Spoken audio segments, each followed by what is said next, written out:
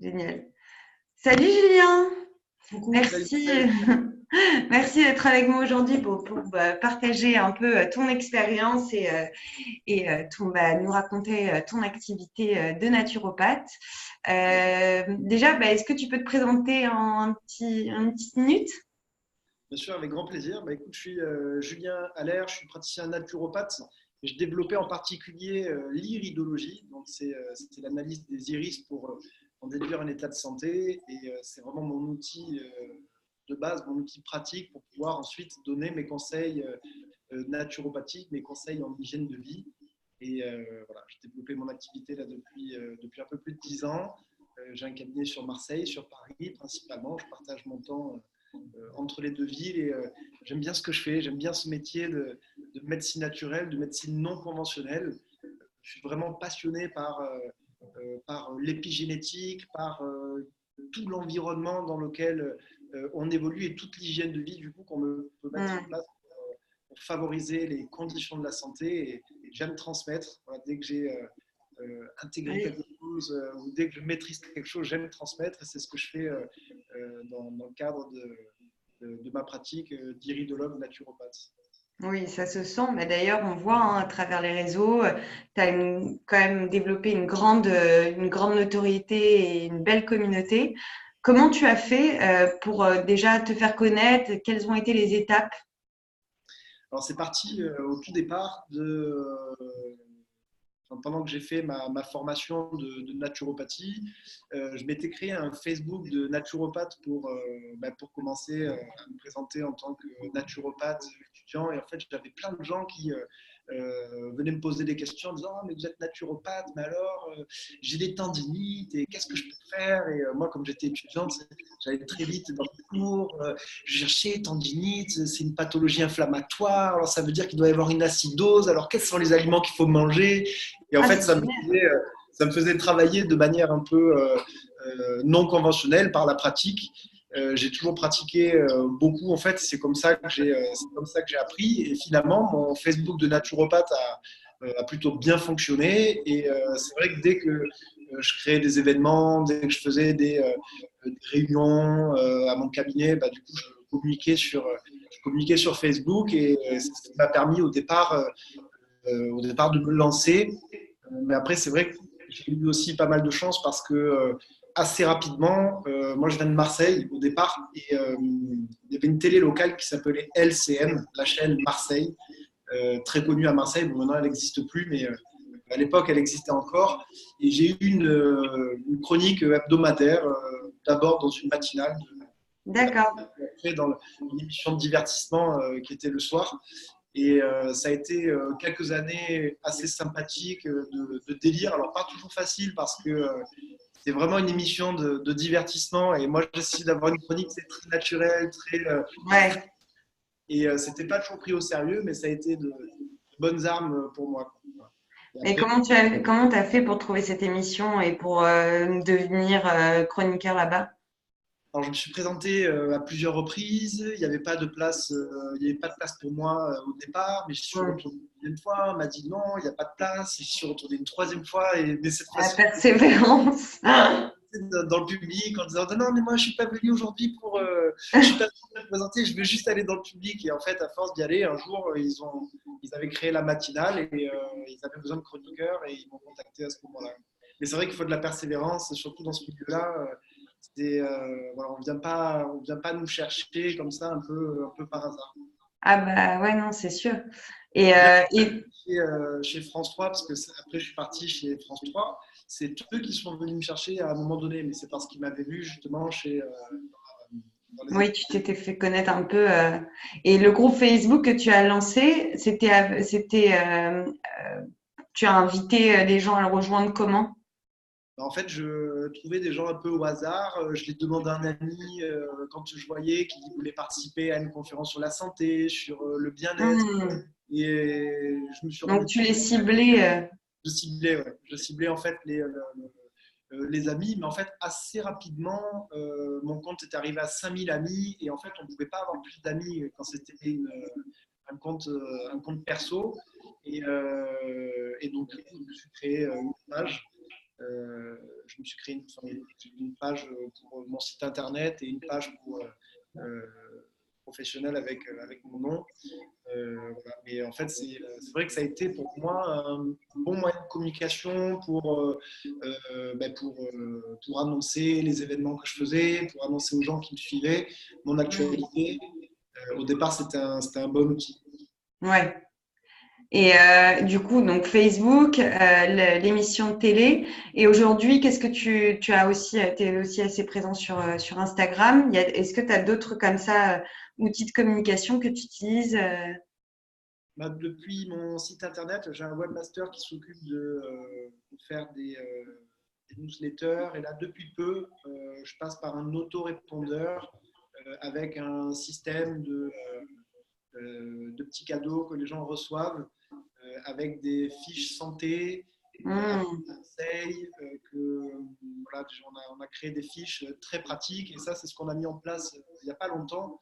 Donc là, c'est ce que je veux offrir en fait aux gens qui veulent m'accompagner, c'est de s'inscrire du coup sur mon site pour être dans la newsletter et chaque mois, en fait, chaque personne peut recevoir mes fiches santé pour aborder par exemple, l'hygiène alimentaire. Dans l'hygiène alimentaire, il y a plein de fiches différentes. Apprendre à faire des monodiètes, apprendre à sourcer des aliments pour les compatibilités alimentaires, des conseils en hygiène de vie de manière générale. Voilà. C'est une petite fiche qui Génial. est assez intéressant pour montrer aussi, enfin, dans ces métiers, c'est vrai qu'il y a beaucoup de roulements parce que les gens viennent 2, 3, 4 fois pour mettre en place des hygiènes de vie, mais ensuite ils sont plus ou moins autonomes. Donc ça veut dire qu'on est perpétuel mouvement, il faut toujours trouver des astuces, des solutions pour avoir une nouvelle clientèle, une nouvelle patientèle, parce que après des années et des années, enfin, les gens, en fait, on les revoit peut-être Oui. au bout de quelques années, ils reviennent pour faire un point. Et c'est vrai qu'il y a un roulement qui nécessite qu'on soit toujours présent, toujours un peu partout, avec une bonne communication, justement, pour dire qu'on est là. Et voilà, quand on a des métiers qui sont passionnants, dans les médecines naturelles, c'est vrai que ce sont des métiers en fait, où c'est assez difficile de gagner sa vie. Parce que si on veut gagner sa vie des consultations, il faut en faire vraiment, vraiment, vraiment beaucoup. Et en fait, c'est aussi très prenant. L'énergie d'une consultation, c'est très prenant. C'est pour ça que de développer plusieurs activités, faire un peu de formation, des conférences, des stages, ça permet de vivre plus confortablement de nos métiers. Moi, c'est la transmission. C'est ce que j'aime. Oui, et au final, tu peux le faire de plusieurs façons. Comme tu le dis, tu peux avoir plusieurs activités qui sont reliées à cette vision, cette mission que tu as de transmettre. Et justement, en termes d'activité, parce que moi je le sais, mais tu vas nous expliquer un petit peu, tu fais plein de trucs. Comment tu fais pour aussi t'organiser? Parce qu'il y a ça, quand on a plein de choses à faire, souvent on peut se sentir dépassé. C'est marrant parce que c'est souvent des questions que les gens me posent. Ils me disent mais est-ce que vous avez du repos parfois Mais en fait, mon organisation, elle est vraiment très simple. Alors, c'est une organisation qui se fait déjà au moins un an à l'avance. D'accord.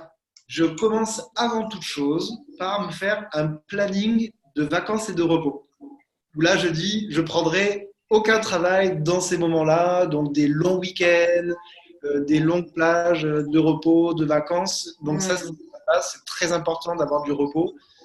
On en parlera dans un webinaire qu'on va faire ensemble. Oui, tout à fait. Les techniques qui reposent et qui rechargent l'organisme. Donc c'était pour moi important de commencer par faire un planning de vacances. Et à partir de là, j'y ajoute toutes les formations que je fais dans les écoles de naturopathie, toutes les formations que je fais pour moi dans mon propre centre de formation. Et ensuite, je bloque des jours pour aller sur Paris, des jours pour aller sur Marseille, pour le cabinet de Marseille. Et je bloque aussi des week-ends prolongés pour les déplacements que je peux faire, mais sans savoir à l'avance. Après, par exemple, si j'ai l'occasion de partir, admettons, à Toulouse ou à Bordeaux ou à Nantes, je me dis, tiens, je peux le faire ce week-end-là parce que j'ai 3 jours. Et comme j'ai, avec les vidéos, là, comme c'est national, du coup, je peux avoir une clientèle, une patientèle un peu partout. Et du coup, j'annonce que je serai dans telle région à tel moment. Et c'est assez simple. Et finalement, même pour le dispensaire que j'ai créé, ça a été ça a été compliqué de mettre en place ce dispensaire parce que c'est ce qu'on a voulu faire et avec toute l'équipe qui m'a accompagné dans ce projet. Alors, dis-nous un mot sur le dispensaire, du coup, est-ce qu'on n'a pas parlé? Le dispensaire, c'est une association qui a pour objectif de créer, un peu comme Médecine, un réseau de praticiens de santé, des praticiens au cœur conscient. Et avec ces praticiens, on organise des événements, soit des événements festifs pour tout public, des événements qu'on a appelés apéro dispensaire. Donc, c'est vraiment en mode after work. C'est l'apéro, on essaie de proposer des boissons sans alcool et des tapas végétariens, finger food, voilà, un truc un peu sympa avec de la musique. Et dans ces after-work, on a la possibilité de rencontrer des praticiens qui viennent vraiment faire expérimenter le soin, expérimenter le groupe. Et c'est toujours des bons moments. On a commencé les événements sur Marseille. En fait, on a créé un mode d'emploi qu'on partage à chaque personne qui veut faire des apéros dispensaires un peu partout en France. Et c'est comme ça que des événements se sont développés dans plusieurs villes de France et on a commencé même en Suisse là. Voilà, et donc on donne en fait le mode d'emploi à ceux qui veulent organiser des événements où ils veulent, dans leur village, dans C'est leur... super bien. Ouais, tu as tout super bien organisé, quoi. C'est pour ça qu'il faut justement, comme tu le dis, programmer en amont un peu ta vision de ton emploi du temps sur l'année. Oui. Et c'est ce qui permet aussi, du coup, de ne pas se laisser, déborder, de quand même avoir du repos, de quand même avoir des moments. Après, c'est vrai que le rythme de travail, il est intense. Mais pour moi, le travail, c'est la création. La création et la transmission, c'est ce qui m'anime, c'est ce qui garde vraiment ma flamme allumée. Donc, je le fais. Je me sens pas. Parfois, des gens peuvent se sentir enfermés dans leur travail ou emprisonnés. En tout cas, c'est vraiment pas mon cas. Moi, je fais vraiment et bon, c'est pas. Voilà, même si parfois le rythme est un peu intense, je trouve ça plutôt. Comment dire, je suis vraiment, vraiment nourri par mes activités, quoi. Donc, ça fait du bien. Et parce que toi, du coup, tu as vraiment réussi à créer une activité qui fonctionne bien, hein. Tu marches hyper bien. Mais qu'est-ce que tu dirais à un praticien qui a du mal justement à développer son activité, du coup, qui perd de l'énergie et de la motivation parce que ça n'avance pas? Voilà, donc il y a tout un cercle vicieux qui se crée. Quels seraient un peu tes conseils? Ben, je dirais que quand on est praticien de santé, déjà, il faut. Et c'est vrai que c'est rarement le cas avec les praticiens de santé. Les praticiens de santé sont souvent des passionnés de l'outil qu'ils maîtrisent. Mais ce sont aussi des métiers qui nécessitent une communication. Il faut savoir se présenter. Et si on ne sait pas se présenter, si on ne trouve pas les bons mots pour expliquer ce qu'on fait, ce qu'on peut offrir aux gens, ce qu'on peut partager, eh bien, ça ne donne pas forcément envie aux gens de venir nous consulter. Donc, je dirais qu'une des premières choses à faire, c'est de travailler déjà notre propre présentation, la présentation de qui on est et de ce que l'on peut offrir aux gens. Et à partir du moment où on a travaillé cette présentation, je dirais qu'il y a un autre conseil qui a été assez efficace pour moi aussi, c'est de créer des ateliers à nos cabinets respectifs ou dans je sais pas, des cafés associatifs, dans des restaurants, de créer régulièrement des réunions, des événements, des sortes de conférences finalement, pour pouvoir, sur des thématiques particulières, des thématiques que les gens pourront ramener à la maison, où ils pourront modifier un peu leur quotidien. Et en fait, c'est vrai que ça nous fait connaître. Et à chaque fois qu'on fait ce type de réunion, il y a toujours une, deux, trois personnes qui veulent aller plus loin, qui veulent un conseil personnalisé. Donc ça, c'est voilà. Moi, ça, je le fais plus trop les réunions là, actuellement. Je vais avoir un nouveau cabinet là bientôt sur Marseille où je pourrais reprendre comme ça des ateliers. J'en ai fait énormément dans les premières années de pratique. J'en faisais, je pense, 2 ou 3 par semaine. Ah ouais. Avec une thématique, un PowerPoint que je me créais pour animer un peu et pour structurer mes ateliers et mes conférences. Et des fois, il n'y avait personne qui venait. Des fois, à l'heure du rendez-vous, 18h30, il n'y avait personne. Et je me disais, bon, ben, il n'y a personne. Alors, ben, ma Ouais. soirée, je vais rentrer. Et puis, il y avait une personne qui arrivait. Et je mettais toute mon énergie. Je dis, super, on va être tous les deux et tout. Donc, je faisais une conférence pour une personne. Voilà. Bah ouais, mais regarde, au final, il n'y a pas de secret, hein. Bah, je suis assez ému d'ailleurs quand je dis ça, parce que ça me rappelle vraiment des souvenirs voilà, émouvants. En fait, faut rien lâcher, il faut Ouais, continuer. Si on voit que les efforts ne payent pas, il faut revoir peut-être les stratégies, peut-être s'entourer de personnes qui peuvent aider, qui peuvent accompagner, parce que des fois, en fait, on galère avec une stratégie mmh, qui n'est pas idéale, donc là, ça ne sert à rien de continuer à galérer. Mais ça ne veut pas dire qu'il faut arrêter. Ça veut dire qu'il faut simplement trouver un autre axe de communication, un autre axe de présentation, de travail, pour pouvoir bien partager sûr. toutes nos approches, les approches naturelles, les approches non conventionnelles. Il y a vraiment un besoin, de partage. Il y a aussi une clientèle, il y a aussi une patientèle, il y a de la place pour tout le monde. Et plus on sera présent, plus on sera nombreux, plus les gens prendront leur santé en main et plus on travaillera. Donc en fait, euh, c'est vraiment important de Mmh. persévérer. Ça, c'est un super conseil.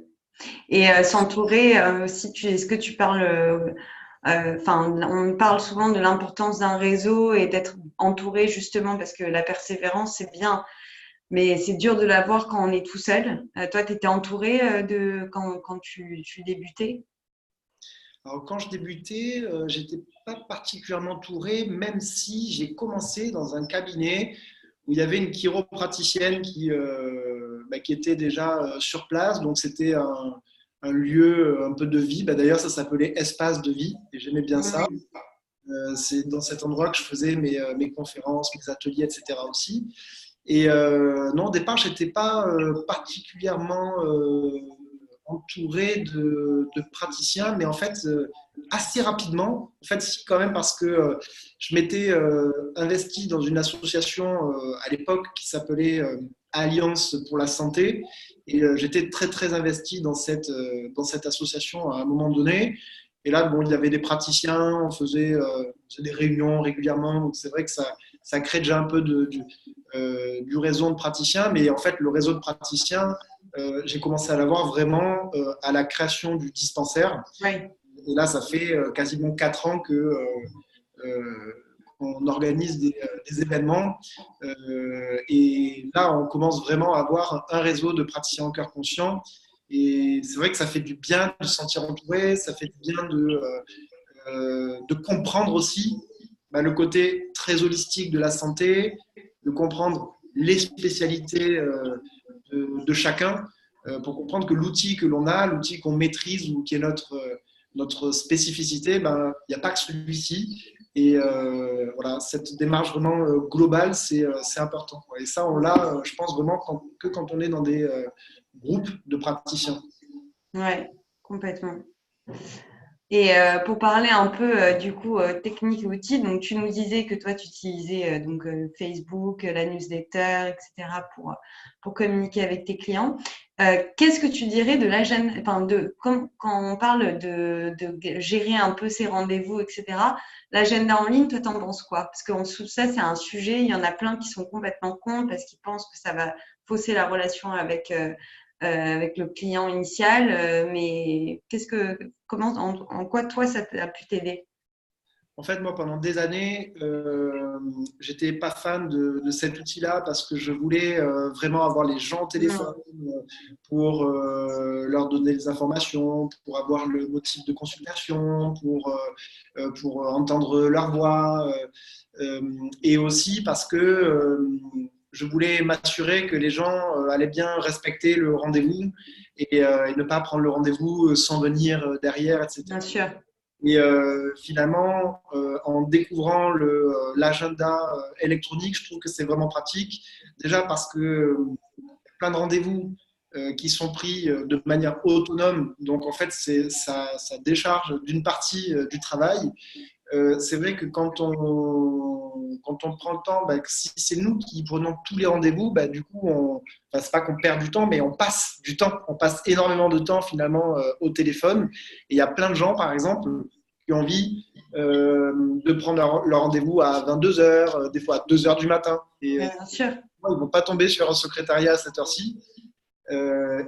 Comme moi, en consultation, ben, je ne réponds pas au téléphone, ben, sur mon répondeur, je précise que soit je les rappelle, soit ils peuvent être autonomes et prendre un rendez-vous directement sur l'agenda de Medouci. Mais c'est vrai que ça, ben, ça permet de les laisser. Simplifier, ouais.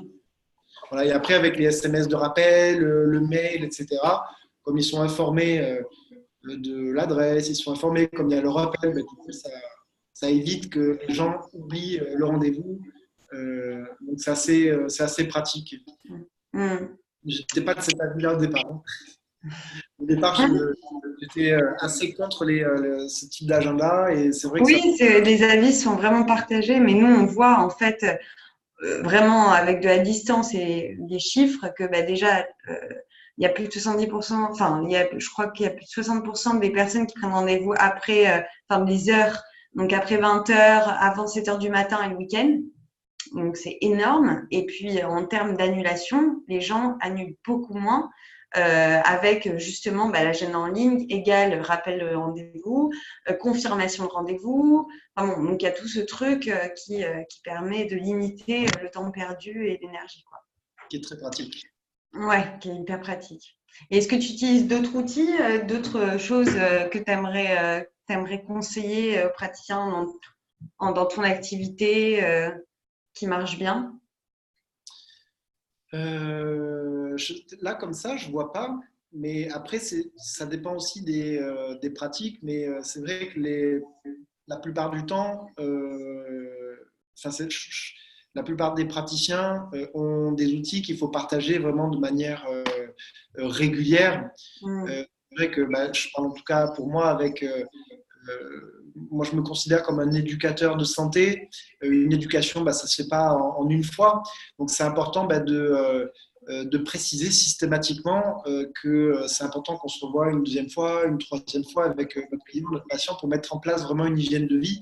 Moi, j'essaye d'avoir une approche qui est peu interventionniste, même si je travaille parfois avec la phytothérapie, eh bien, la plupart du temps, il y a zéro remède naturel et bah, zéro remède synthétique non plus, évidemment.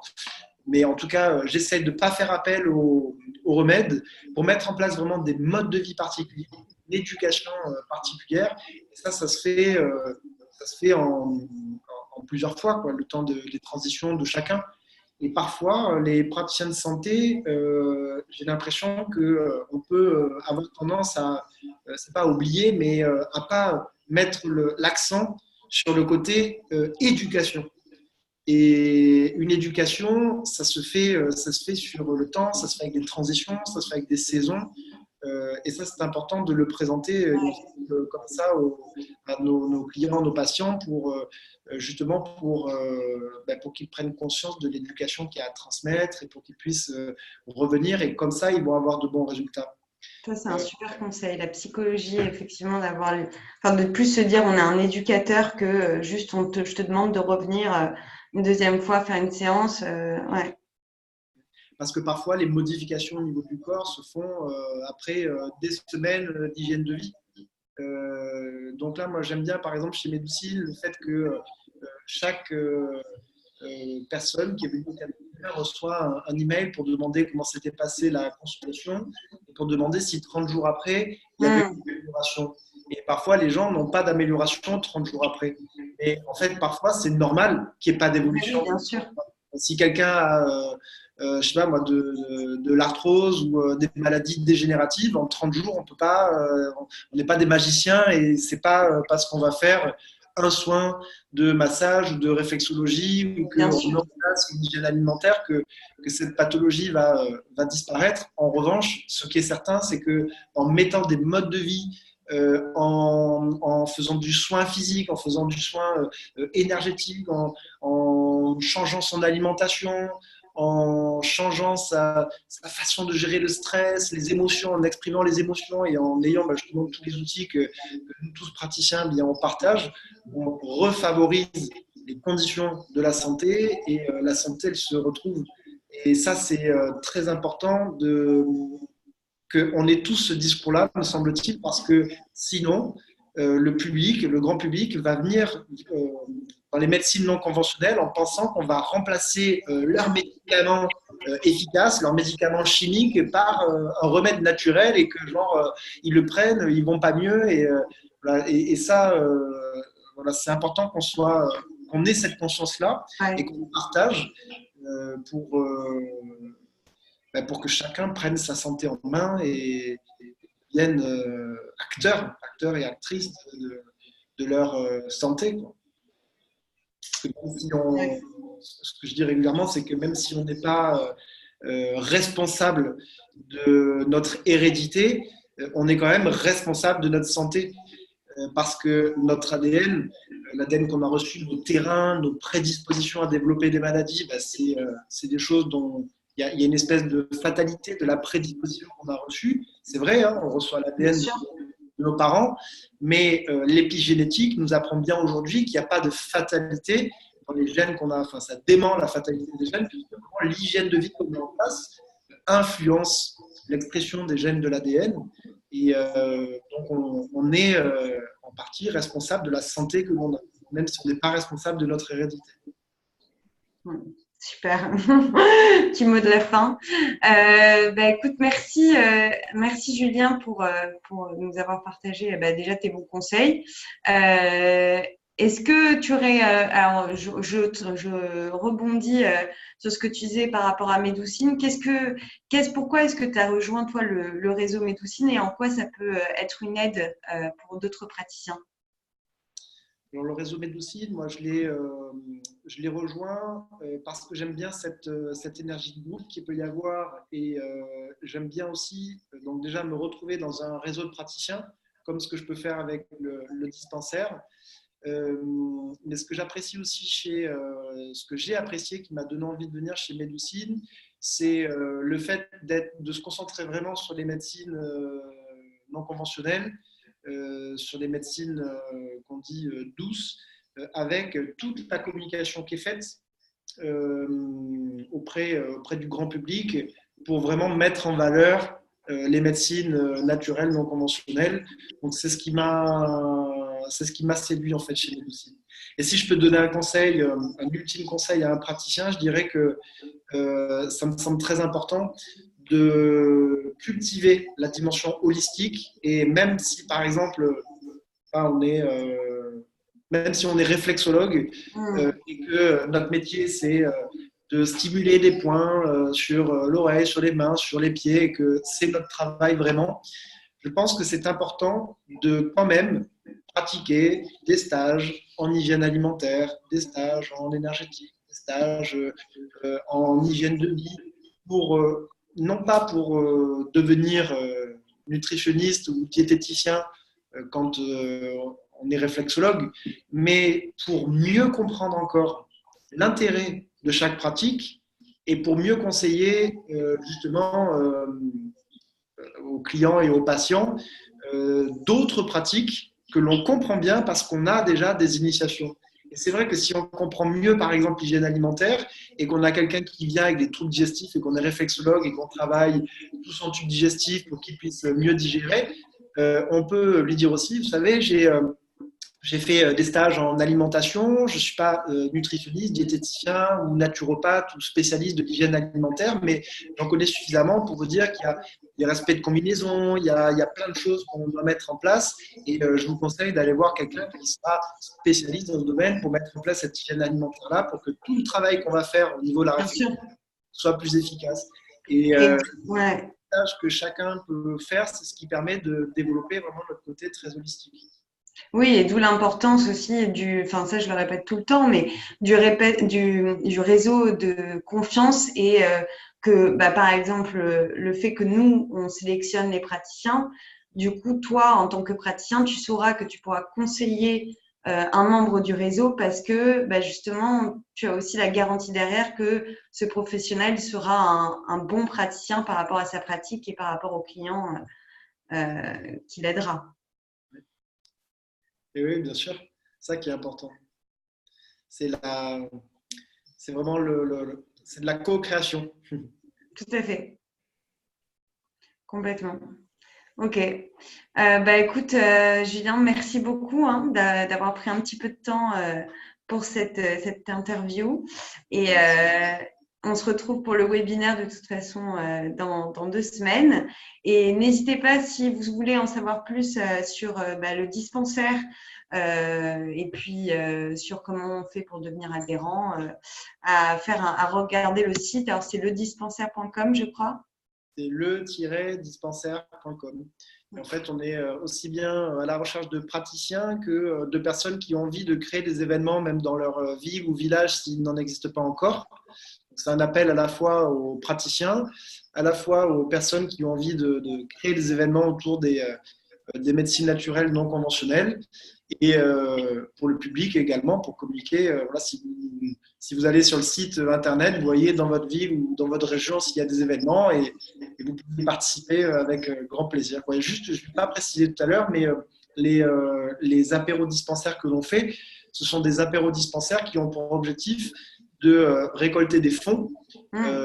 Toutes les personnes qui font un don, ces dons en fait servent à financer des dispensaires solidaires, mais cette fois-ci pour les publics précaires, pour les gens qui n'ont pas les moyens d'accéder aux soins, parce que les médecines naturelles non conventionnelles ne sont pas remboursées par le système que nous avons en France. Donc, si on veut se soigner en France, on n'a pas d'autre choix que de passer par si on veut se soigner, qu'on n'a pas les moyens, par des médecines du médicament et qui ne sont pas sans conséquences sur l'organisme et qui ne font pas appel donc, au côté naturel, à la prévention, à l'hygiène de vie et à d'autres types de soins comme les soins qu'on propose dans les médecines non conventionnelles. Et comme certains publics n'ont pas les moyens, du coup, chaque don qui est fait à l'association permet de parrainer quelqu'un qui pourra profiter de soins grâce au don. C'est ce qu'on appelle le dispensaire solidaire. Ouais, c'est un super projet. Merci. On ne manquera pas d'en parler à tout le monde. Au plaisir. Merci en tout cas, Julien, et merci pour cette intervention. Bon, et à très bientôt. À bientôt. Salut.